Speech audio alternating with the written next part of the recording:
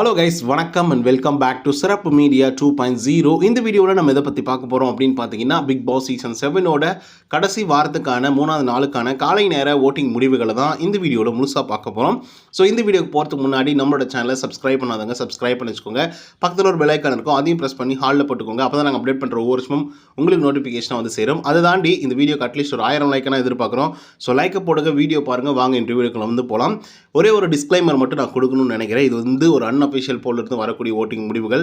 So அதனால் நீங்கள் யாரை வின் பண்ண வைக்கணும்னு நினைக்கிறீங்களோ கண்டிப்பாக நீங்கள் ஹாட்ஸ்டாரில் போயிட்டு ஓட் போடுங்க. அதுதான் கரெக்டாகவும் இருக்கும். இது ஒரு ரெஃபரன்ஸாக எடுத்துக்கோங்க. ஒன்று. ரெண்டாவது விஷயம் என்ன அப்படின்னு பார்த்தீங்கன்னா, அர்ச்சனா அவர்கள் வந்து வெற்றி பெற வாய்ப்புகள் வந்து பார்த்தீங்கன்னா அதிகபட்சமான சதவிகிதம் வந்து இருக்குது. ஆனாலும் சேனலோட ஈகோவும் கமல் சாரோட ஈகோவும் அர்ச்சனாவை வெற்றி பெற விடாதோ அப்படிங்கிற மாதிரி மைண்ட் செட்டும் இப்போதைக்கு வந்து இருந்துகிட்ருக்கு. அது ஏன், எதுக்காக அப்படிங்கிறத பற்றி இந்த வீடியோவில் கொஞ்சம் லேட்டராக வந்து டிஸ்கஸ் பண்ண போகிறோம். இப்போ நம்பர் 1 பொசிஷனில் அதிகப்படியான வாக்குகள் வாங்கியிருக்கிறது யார் அப்படின்னு பார்த்தீங்கன்னா, அர்ச்சனா அவர்கள் தான் வந்து வாங்கியிருக்காங்க அன்அஃபிஷியலாக. அண்ட் இவங்க வாங்கிய ஓட்டுகளோட எண்ணிக்கை அப்படின்னு சொல்லி பார்க்கும்போது 1,41,628 ஓட்டுகளாகும். பர்சன்டேஜ் வைஸ் அப்படின்னு சொல்லி பார்க்கும்போது 51.71% இப்போதைக்கு வந்து இருந்துட்டு இருக்காங்க. அண்ட் நேற்று இரவு நேர முடிவின் போது 51.84% வந்து இருந்துட்டு இருக்காங்க அர்ச்சனா அவர்கள். ஸோ இதை நம்ம கம்பேரிட்டிவ்லி வந்து பார்க்கும்போது அதிகப்படியான வாக்குகள் வந்து வாங்கினது மட்டும் இல்லாமல் பர்சன்டேஜும் வந்து வாங்கிட்டு இருக்காங்க. ஏன் வந்து இவங்க வந்து டைட்டில் வின்னர் ஆக வாய்ப்புகள் வந்து கொஞ்சம் குறைவு அப்படின்னு சொல்கிறேன்னா, ஓட்டிங்னால சொல்ல கிடையாது. ஓட்டிங்கில் எப்பவுமே அவங்க தான் ஹையாக வந்து இருந்துட்டு இருக்காங்க. இன்னொரு பக்கம் வந்து பார்த்திங்கன்னா, ஈகோ அப்படிங்கிற ஒரு கிளாஷ் வந்து இருக்குது. ஏன்னா பிரதீப் ஆண்டனிக்கு ரெட் கார்டு கொடுத்தது பிக் பாஸ் டீம் தான், அதே மாதிரி கமல் சார் தான். ஆனால் அந்த ரெட் கார்டை பற்றி அதிகப்படியாக பேசினது வந்து பார்த்திங்க அப்படின்னா அர்ச்சனா அவர்கள் தான். பிரதீப் ஆண்டனியோட பாதி பேர் இல்லை, முக்கால்வாசி பேர் வந்து பார்த்திங்க அப்படின்னா அர்ச்சனா அவர்களுக்கு பயங்கரமாக சப்போர்ட் பண்ணிகிட்டு இருக்காங்க. ஸோ அதன் காரணமாக வந்து பார்த்திங்க அப்படின்னா, எப்படா இந்த பொண்ணு நம்ம சொன்னதெல்லாம் மீறி இந்த பொண்ணு எப்படி ஜெயிக்கலாம், அப்போ அந்த பொண்ணு பேசுனது வந்து சரியாயிடும் அப்படின்றதுக்காக கூட அந்த பொண்ணை டைட்டில் வின்னர் ஆக்கக்கூடாதுன்னு கூட நினைக்கலாம். பொறுத்திருந்து பார்ப்போம். இப்போ செகண்ட் பொசிஷனில் மணி அவர் வாங்கி ஓட்டுகளோட எண்ணிக்கை அப்படின்னு சொல்லி பார்க்கும்போது 42,713 ஓட்டுகளாகும். பர்சன்டேஜ் வைஸ் அப்படின்னு சொல்லி பார்க்கும்போது 15.58% நேற்றுக்கு இரவு நேர முடிவின் போது வந்து இருந்தாங்க. பட் இப்போ வந்து பார்த்திங்க அப்படின்னா 15.6% வந்து இருந்துட்டு இருக்காரு நம்மளோட மணிச்சந்திரா அவர்கள். ஸோ இவரை பொறுத்தவரையிலும் ஒரு நல்ல பர்ஃபார்மன்ஸ் வந்து பண்ணிட்டு இருக்காரு. அன்அஃபிஷியலாக மணிச்சந்திரா செகண்ட் பொசிஷனில் வந்து இருந்தாலும் இந்த வாரத்தில் யார் மிட்வீக் எவிக்ஷனில் போவாங்க அப்படின்னு பார்த்தீங்கன்னா விஜய் வர்மா தான் வந்து போக போகிறாரு. நான் முன்னே சொன்ன மாதிரி ஈகோ அப்படிங்கிறது வந்து அவங்களுக்கு கண்டிப்பாக இருக்குது, அந்த ஈகோ கிளாஷ் அப்படின்னு சொல்லிட்டு.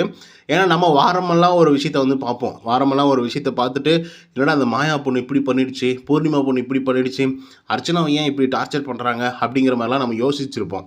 ஆனால் எண்ட் ஆஃப் தி வீக் வந்து பார்த்திங்க அப்படின்னா கமல் சார் மாயாவையும் பூர்ணிமாவையும் வச்சு போலான்னு பொழக்க போகிறாரு அப்படின்னு சொல்லி யோசிச்சுட்டு டிவி ஆன் பண்ணுவோம். ஆனால் அங்கே பார்த்தீங்க அப்படின்னா பொழக்கப்படுறது யாராக இருக்கும் அப்படின்னு பார்த்தீங்கன்னா அர்ச்சனாவாக இருக்கும். ஸோ அந்த லெவலுக்கு தான் இந்த சீசன் வந்து போயிட்டுருக்கு. அதுக்கடுத்து தான் 3வது பொசிஷனில் தினேஷ் அவர் வாங்கிய ஓட்டுகளோட எண்ணிக்கை அப்படின்னு சொல்லி பார்க்கும்போது 31,770 ஓட்டுகளாகும். பர்சன்டேஜ் வைஸ் அப்படின்னு சொல்லி பார்க்கும்போது 11.44% நேற்று இரவு நேர முடிவின் போது வந்து இருந்தார். பட் இப்போ வந்து பார்த்திங்க அப்படின்னா 11.6% வந்து இருந்துட்டு இருக்காரு தினேஷ் அவர்கள். ஆக்சுவலாக நேற்றுக்கு வந்து பார்த்திங்கன்னா மாயாவுக்கும் தினேஷ் அவர்களுக்கும் ஒரே ஒரு 1000 வாக்குகள் மட்டும்தான் வித்தியாசம் வந்து இருந்தது நேற்றுக்கு இரவு நேரம் முடிவின் போது. மாயா வந்து தினேஷை பீட் பண்ணிடுவாங்க அப்படிங்கிற மாதிரி தான் நம்ம வந்து தமிழிலே வச்சு போட்டிருந்தோம். பட் இப்போது பார்த்திங்க அப்படின்னா ஒரு நல்ல வாக்குகள் வாங்கி ஒரு 3000 வாக்குகள் வந்து பார்த்திங்கன்னா வித்தியாசத்தோடு வந்து இருக்காரு மாயாவுக்கும் தினேஷுக்கும். ஸோ இப்போது இது வந்து ஒரு அன்அஃபிஷியல் ஓட்டிங் முடிவுகளாக இருந்தாலும் கூட இதில் கூட மாயா அவர்கள் வந்து கம்மியாக தான் இருக்காங்க அப்படிங்கிற மாதிரி தான் நமக்கு வந்து தோணிகிட்ருக்கு. ஏன்னா அவ்வளோ ஆக்டிவாக யாருமே இல்லை. பட் இப்போதைக்கு சோசியல் மீடியாக்களில் கொஞ்சம் ஆக்டிவாக வந்து மாயா ஸ்குவாடு, மாயா ஃபேன் பேஜஸ்ஸு அப்படின்னு சொல்லிட்டு சடனாக இப்போ கிரியேட் செய்யப்பட்டு அது பார்த்திங்க அப்படின்னா அதோட வேல்யூ அண்ட் அதோடைய உயிரே வந்து பார்த்திங்கன்னா ஒரு 5 நாள் 10 நாள் மட்டும்தான் இருந்திருக்கு. அதுக்கு முன்னாடிலாம் அந்த பேஜஸே காணும். பட் இப்போ வந்து அதை வந்து ஆரம்பித்து சில விஷயங்கள்லாம் பண்ணுறாங்க. பார்ப்போம் எவ்வளோ தூரம் போகுது அப்படின்னு சொல்லிட்டு. அதுக்கடுத்தா 4th பொசிஷனில் மாயா அவங்க வாங்கி ஓட்டுகளோட எண்ணிக்கை அப்படின்னு சொல்லி பார்க்கும்போது 28,703 ஓட்டுகளாகும். பர்சன்டேஜ் வைஸ் அப்படின்னு சொல்லி பார்க்கும்போது 10.59% நேற்றுக்கு இரவு நேரம் முடிவின் போது வந்து இருந்தாங்க. பட் இப்போ வந்து பார்த்திங்க அப்படின்னா 10.48% வந்து இருந்துகிட்ருக்காங்க மாயா கிருஷ்ணன் அவர்கள். ஸோ ஓட்டிங்ஸ் வந்து பார்த்துருப்பீங்க, வெறும் 28,000 வாக்குகள் தான் வந்து வாங்கியிருக்காங்க அன்அஃபிஷியலாக. பட் இப்போதைக்கு வந்து பார்த்திங்கன்னா நிறைய பிஆர் ஒர்க்ஸ் எல்லாம் வந்து மாயாவுக்கு தான் நடந்துகிட்ருக்கு. சோஷியல் மீடியா சைடு கொஞ்சம் அப்படி எட்டி பார்த்தீங்க அப்படின்னாவே உங்களுக்கு நல்லாவே தெரிஞ்சிருக்கும். அண்ட் எல்லாருக்குமே பிஆர் அப்படிங்கிறது வந்து கம்பல்சரி இருக்கணும், இருக்குது. அந்த விதத்தில் வந்து அர்ச்சனாவுக்கும் இருக்குது அண்ட் மாயாவுக்கும் வந்து இருக்குது. பட் இதில் யார் சிறந்த முறையில் வேலை செய்கிறாங்க அப்படிங்கிறது தான் ரொம்ப முக்கியம். அண்ட் ஓட்டிங்ஸ் எல்லாம் அவங்க வந்து ஃபில்டர் பண்ணி தான் எடுப்பாங்க, அது எந்த விதமான டவுட் இல்லை. என்ன அர்ச்சனா அவர்கள் பிஆரை வச்சுக்கிட்டு இந்தியா முழுக்க மட்டும், அது தமிழ்நாடு முழுக்க வந்து ஓட்டிங்ஸ் கலெக்ட் பண்ணுறாங்கன்னு வச்சுக்கோங்களேன். பட் மாயா வந்து பார்த்திங்கன்னா உலக லெவலில் வந்து கனெக்ட் பண்ணுறாங்க. ஏன் அப்படிங்கிறத இந்த ஓட்டிங் முடிவுகள் பார்த்துட்டு சொல்கிறேன். அடுத்த 5th பொசிஷனில் விஷ்ணு, அவர் வாங்கிய ஓட்டுகளோட எண்ணிக்கை அப்படின்னு சொல்லி பார்க்கும்போது 19,688 ஓட்டுகளாகும். பர்சன்டேஜ் வைஸ் அப்படின்னு சொல்லி பார்க்கும்போது 7.1% நேற்று இரவு நேரம் முடிவின் போது வந்து இருந்தாங்க. பட் இப்போ வந்து பார்த்திங்கன்னா 7.19% வந்து இருந்துகிட்ருக்காரு நம்மளுடைய விஷ்ணு ப்ரோ அவர்கள். ஸோ ஏன் மாயா அவர்களுக்கு உலகம் முழுக்க இருந்து வந்து பார்த்திங்கன்னா ஃபேன்ஸ் இருக்காங்க அப்படின்னு சொல்கிறேன்னு பார்த்தீங்கன்னா, சமீப காலத்தில் ஒரு 2 வீக்ஸ் 1 வீக் முன்னாடி வந்து பார்த்திங்க அப்படின்னா மாயா கிருஷ்ணன் அவர்களுக்கு வந்து சடனாக வந்து எங்கெங்கிருந்தோ சப்போர்ட்ஸ் எல்லாம் வந்து வந்துச்சு. எங்கேருந்தெல்லாம் வந்துச்சு அப்படின்னு பார்த்தீங்கன்னா, நார்த் இந்தியன்ஸ் எல்லாம் வந்து பார்த்திங்க அப்படின்னா போஸ்ட்டை போட்டு மாயா ஓட் பார் மாயா அப்படின்னு சொல்லி போட ஆரம்பிச்சிட்டாங்க. போய் ப்ரொஃபைல் எல்லாம் செக் பண்ணி பார்த்துட்டு மக்கள்லாம், யாரா இவனுங்க நார்த் இந்தியனாக இருக்கிறானுங்க, இவனுங்க எப்படா மாயாவுக்கு சப்போர்ட் பண்ணுறானுங்க அப்படிங்கிற மாதிரி கேள்வி வந்து எல்லாருக்குமே எழுந்துச்சு. அதுக்கப்புறம் அதனை கூட பரவாயில்ல, சரி ஓகே, நார்த் இந்தியன்ஸ் என்ன தமிழ் பிக் பாஸ் பார்க்க மாட்டாங்களா, இப்போ நம்ம கூட தான் தெலுங்கு பார்க்குறோம், இல்லை மலையாளம் பார்க்குறோம், ஸோ அதனால் கூட பார்ப்பாங்கப்பா அப்படிங்கிற மாதிரி இருக்கும். சில பேர் ஃபேமஸ் ஆகிறதுக்காக ட்விட்டரில் வந்து ஹேஷ்டேக் மாயா போட்டு ஏதோ ஒன்றத்தை வந்து போட்டு விடுவாங்க அப்படிங்கிற மாதிரி கூட யோசிப்போம். லேட்டாக டிஸ்கஸ் பண்ணலாம். இப்போ 6வது இடத்துல விஜய் வர்மா, அவர் வாங்கிய ஓட்டுகளோட எண்ணிக்கை அப்படின்னு பார்க்கும்போது 9,364 ஓட்டுகள். பர்சன்டேஜ் ரொம்ப கம்மி தான், 3.45. அதே மாதிரி வந்து பார்த்திங்கன்னா இப்போதைக்கு 3.42% வந்து இருக்கார். ஸோ இப்போ ஓட்டிங்ஸ் எல்லாம் முடிஞ்சு போச்சு. இப்போ மாயா கிருஷ்ணன் பற்றி பேசி ஆகணும், ஓகேங்களா. இப்போ நார்த் இந்தியன்ஸ் வந்து தமிழில் பிக் பாஸ் கூட பார்க்கறதுக்கான வாய்ப்புகள் வந்து இருக்குது. ஸோ அதனால் அவங்க வந்து அவங்களுடைய பாசத்திலும் நேசத்திலும் மாயாவுக்கு வந்து சப்போர்ட் பண்ணுறாங்க அப்படிங்கிற மாதிரி நம்ம வச்சுருந்தோம் அப்படின்னு கூட பரவாயில்லை. ஏன்னா நம்ம அதர் பிக் பாஸ் ஷோஸ் எல்லாம் நம்ம பார்க்குறோம். இப்போ நம்ம நாகார்ஜுனா அவர்கள் வந்து பார்த்திங்கன்னா ஒரு பொண்ணை பார்த்து ஒரு கண்டஸ்டன்ட் வந்து சீ தூ அப்படின்னு வந்து சொல்லியிருப்பாப்புல தெலுங்கில். அந்த ஒரு விஷயம் வந்து பார்த்திங்க அப்படின்னா பயங்கர ட்ரெண்டாகிடுச்சு. நாகார்ஜுனா வச்சு செய்யின்னு வந்து செஞ்சார். ஒரு பொண்ணை பார்த்து நீ எப்படி தூன்னு சொல்லுவேன் அப்படின்னு சொல்லிட்டு அது தமிழ்நாடு முழுக்க கூட வந்து பார்த்திங்கன்னா பயங்கரமாக பரவச்சு. நிறைய பேர் ஹேஷ்டேக் போட்டு கமல் சாருக்கு வந்து டேக் பண்ணிலாம் வந்து சில விஷயங்கள்லாம் வந்து பண்ணியிருந்தாங்க. பாருங்கள், ஒரு பொண்ணு இஷ்யூனா இப்படி தான் டீல் பண்ணணும் அப்படின்னு சொல்லிட்டு. பட் இங்கே நடந்தது வேறு விஷயம், ஓகேவா. ஸோ அந்த மாதிரி அதர் பிக் பாஸ் ஷோவும் சில பேர் வந்து பார்ப்பாங்க. அப்படி கூட வடக்கன்ஸ் எல்லாம் பார்க்குறாங்கன்னு வச்சுக்கோங்களேன். அதனால் மாயாவுக்கு வந்து பார்த்திங்கன்னா வடக்கன்ஸ் வந்து சடனாக திடீர்னு வந்து பார்த்திங்கன்னா ஓட்டு கேட்குறாங்க, ஸ்குவாடு ரெடி பண்ணுறாங்க, எல்லாம் பண்ணுறாங்க, வீடியோ எடிட் பண்ணுறாங்க, எல்லாம் ஓகே. ஆனால் ஆப்பிரிக்காக்காரன்லாம் வந்து பார்த்திங்க அப்படின்னா மாயாவுக்கு சப்போர்ட்ஸை வந்து தெரிவிக்கிறாங்கங்க.